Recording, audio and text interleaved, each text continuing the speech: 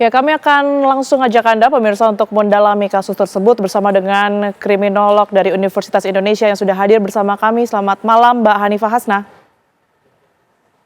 Selamat malam Mbak Tiara. Baik, Mbak Iva, mungkin kami langsung ya ke kronologi dari kasus tersebut. Kalau Anda melihat dari perspektif seorang kriminolog, sekalipun pihak kepolisian masih menantikan hasil otopsi, apakah ini kuat dugaannya bahwa korban ini dibunuhkah atau ada hal lainnya? Baik, sebetulnya kalau kita melihat dari sisi kriminologis, ini kita tidak bisa hanya melihat dari kematian secara biologis atau secara fisik, tapi bagaimana seseorang berusia 14 tahun akhirnya meninggal dunia, entahlah karena melompat atau karena dibunuh. Tapi yang kita lihat adalah secara sosiologis dan secara struktural, bahwa anak ini dipekerjakan dalam usia yang tidak layak untuk bekerja dan seharusnya dilindungi, tapi dia sudah bekerja.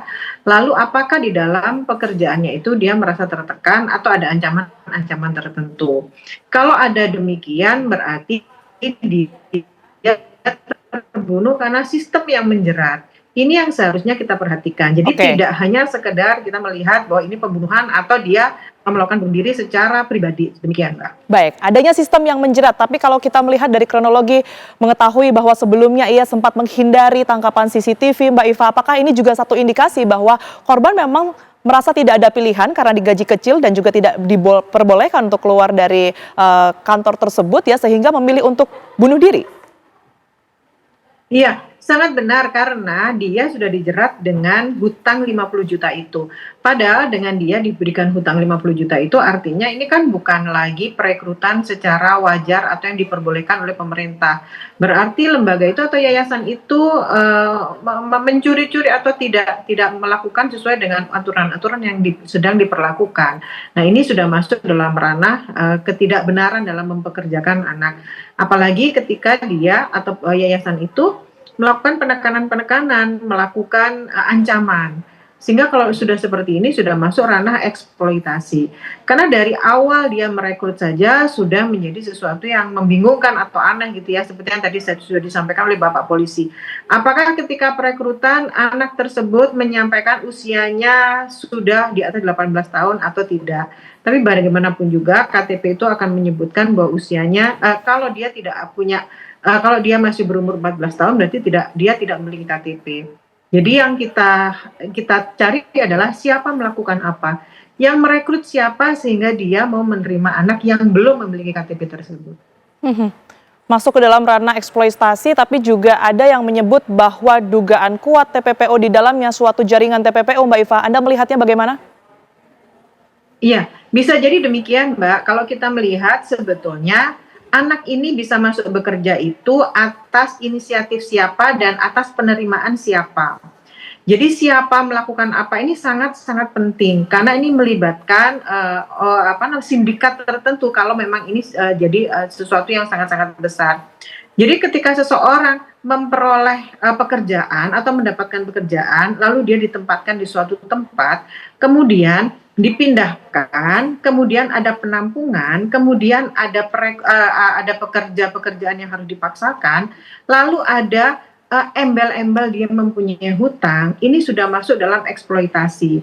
Ketika pola tadi sudah terbentuk, itu sudah masuk ke ranah TPPO. Karena pada Undang-Undang 21 tahun 2007, kondisinya memang seperti itu yang dijelaskan dalam Undang-Undang TPPO. Ketika ada perekrutan, sampai pada eksploitasi tersebut. Jadi ini layak sekali untuk dihubungkan dengan Undang-Undang TPPO. Sudah belasan orang, Mbak Iva, yang kemudian ini diperiksa oleh pihak kepolisian. Kalau tidak salah 15 dan salah satu diantaranya ini adalah pihak pemilik spa tersebut ya tentunya. Anda melihat adakah pihak lain yang seharusnya mungkin juga turut dilibatkan dalam pemeriksaan kepolisian ini, Mbak Iva? Menggali adanya kemungkinan TPPO di dalamnya. Baik, kita kembali lagi. Anak tersebut bekerja atas prakarsa atau atas perekrut siapa? Berarti yang harus dicari adalah perekrutnya. Yang kedua adalah lembaga tersebut, siapa pengelolanya? Kenapa dia mempekerjakan anak di bawah umur? Kemudian adalah kelalaian dari pemerintah itu sendiri. Kenapa ada izin-izin yang mungkin tidak dilalaikan oleh lembaga-lembaga tersebut? Berarti kan ada pengawasan yang kurang. di mana kejahatan itu biasanya ketika ada pelaku yang termotivasi, dua ada target yang sangat-sangat rentan yaitu anak-anak, di mana ketika kita mempekerjakan anak, dia tidak menjadi pribadi yang rentan, dia tidak mengerti aturan atau hukum, dia tidak mengerti undang-undang, kemudian yang dilakukan adalah ketika tidak ada pengawasan yang tepat, sehingga pelaku dengan leluasa mempekerjakan anak ini. Jadi pemerintah juga ikut andil dalam kondisi ini. Yang terakhir adalah secara sosial. Bagaimana orang-orang di sekitar itu melalaikan ketika ada seorang anak di bawah umur tetap dipekerjakan. Bila mana 15 orang itu ada yang mampu memberikan laporan, kemungkinan kejadian ini tidak akan terjadi. Tapi kondisi ini sebetulnya sudah sangat-sangat rentan di awal, tapi karena ada pembiaran sehingga terjadi kehilangan nyawa seperti ini. Baik, berkaitan dengan banyaknya dana ya, sekitar 40 hingga 50 juta tersebut, ini berkaitan, apakah juga termasuk sebagai pemerasan, Mbak Iva? Iya, karena ini tidak sesuai dengan tata cara perekrutan tenaga kerja atau peraturan-peraturan ketenagakerjaan.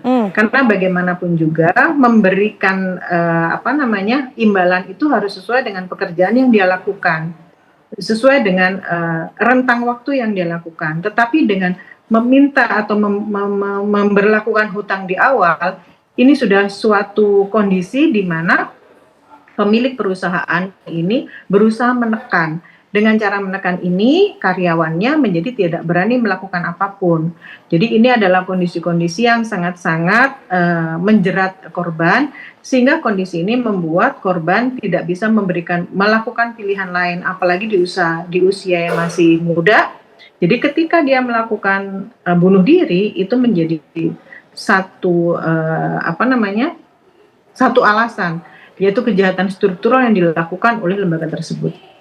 Baik, Mbak Iva, KPAI menyebut dan juga mempertanyakan apakah korban ini dalam kondisi hamil atau tidak. Ini sangat pribadi tentunya, tapi apakah Anda juga melihat ada korelasi antara fakta ini, apakah hamil atau tidak, dengan struktur kasus secara keseluruhan? Pemeriksaan bisa dilakukan dengan cara apa saja ya Mbak ya, apalagi kita berasumsi bisa apapun yang kita asumsikan masih tetap bisa diterima terkait dengan pekerjaan korban di tempat yang abu-abu. Seorang anak perempuan berusia 14 tahun bekerja di spa, di mana dia harus berhubungan dengan pelanggan laki-laki. Dan kita tidak tahu, sampai sekarang belum mengetahui tugas anak ini seperti apa. Nah ini yang harus diketahui. Bagus sekali bila KPAI curiga ke arah sana.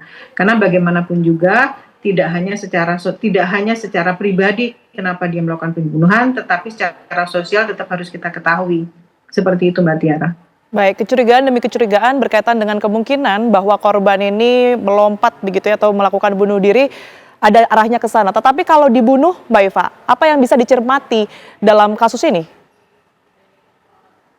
Baik, jadi sebetulnya kalau dibunuh berarti yang harus kita lihat adalah apa motif dari pembunuhan ini, gitu ya. Bisa jadi ini karena anaknya mungkin ya tidak bisa dikendalikan, dia memang sudah tidak betah berada di situ. Tapi bagaimanapun juga ketika dia memperkerjakan anak berarti ada kondisi-kondisi ekonomi yang diuntungkan oleh si pelaku tersebut. Yang kedua, siapa yang berhubungan terakhir dengan korban? Ini yang bisa kita ketahui. Bagaimana obrolannya? Kalau tidak bisa dilihat secara forensik, kita bisa melihat selama ini orang-orang di sekitar mengetahui siapa yang menekan dia.